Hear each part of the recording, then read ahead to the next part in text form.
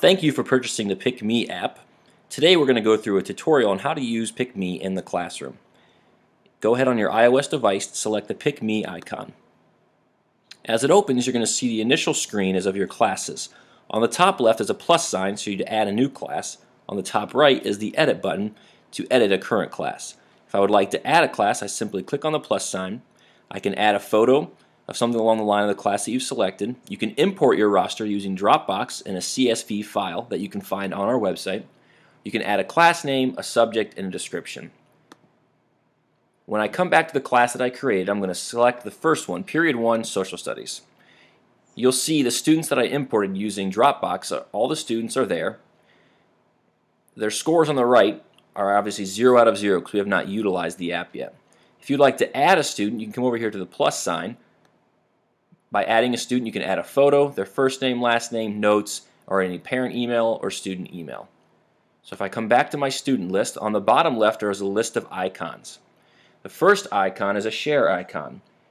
If you'd like to send an email of your student and the progress they're having, you can simply do so by clicking on the email button. Send this to yourself, to a fellow teacher. So I come back to the student list. I can also sort the names by their first name, their last name, or their scores they received.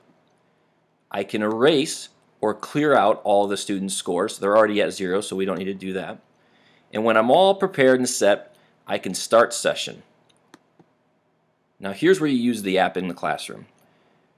You can see on the roller dial I have all of my students' names and their current scores, which are 0 out of 0. So during a class discussion, if I click Spin Me, you'll see that Joe Rawling shows up, and I can ask a question, and if they get it right, I would simply give them a thumbs up. Now you'll see that Joe is removed. If I ask Lois a question and Lois misses it, I can give Lois a thumbs down.